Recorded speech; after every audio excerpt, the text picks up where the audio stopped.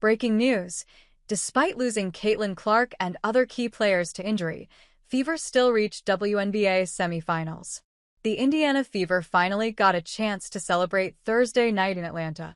A smiling Caitlin Clark, dressed again in street clothes, rushed the court to hug her teammates. The tone in Coach Stephanie White's voice changed between the first two questions of her post-game news conference. And three-time All-Star guard Kelsey Mitchell recounted her journey here, to her first WNBA semifinal appearance, the one nobody saw coming just a few weeks ago. Yes, this team defied the odds by playing their way, with grit, resilience, and an uncanny ability to adapt to any obstacle that threatened to derail their postseason aspirations. I've had so many coaches in 8 years. I've been on the worst record teams in the Indiana Fever history, so I know where my career started at, Mitchell said after the 6th-seeded Fever rallied in the final minute to beat the 3rd-seeded Dream 87-85 in a decisive Game 3. I know what I've had to go through to kind of be in this position, and I've never had a coach that poured into me respectfully like Steph has. I've never felt that as a pro. The truth is, White needed Mitchell every bit as much, maybe even more, than Mitchell needed that tight bond with the league's 2023 Coach of the Year. It wasn't supposed to go this way after general manager Amber Cox spent the offseason pulling together a strong, deep and championship experience supporting cast around Clark, the 2024 Rookie of the Year, to turn Indiana into a title contender. But nothing went according to plan. 6-time All-Star forward DeWanna Bonner made only 3 starts and played in just 9 games before she was released. The seemingly indestructible Clark sat out 1 preseason game with a left leg injury, missed 5 more with an injured left quadriceps, and 4 more with a left groin injury before hurting her right groin near the end of a July 15th game at Connecticut that would eventually end her season.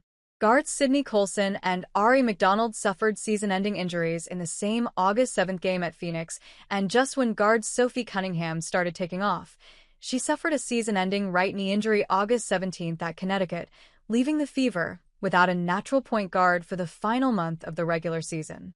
But with their playoff hopes teetering, the snake-bitten Fever found an unexpected answer to that massive hole, relying on All-Star center Aaliyah Boston's evolving passing game and watching Mitchell thriving as both the ball distributor and the team's top scorer at 20.2 points per game.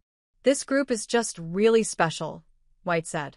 "We say it pretty much ad nauseum, but it's the resilience, the flexibility, the welcoming and inclusive nature of this team, their selflessness to pull for the we over the me, to let each teammate be who they are and shine at their best, and to lift them up. In those moments, I think that's good for 12 or 15 points. It just is, and you couple that with the resilience, the toughness, the grit, the fight, the scrappiness, and you always give yourself a chance." They proved it by winning the league's Commissioner Cup title without Clark and again by closing the regular season with 5 wins in their final 7 games, including each of the last 3, to earn the number 6 seed.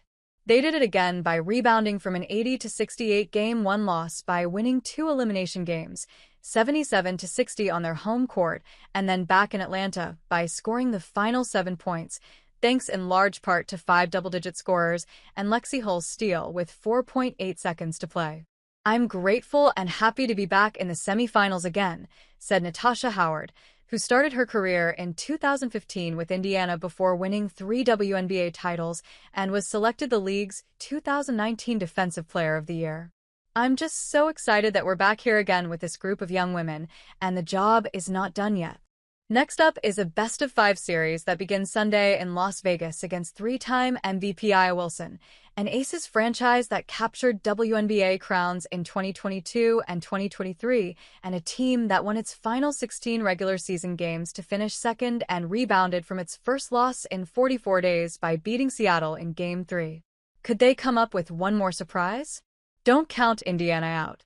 This group has been through every situation imaginable this year, and we knew that we just had to keep it tight, White said.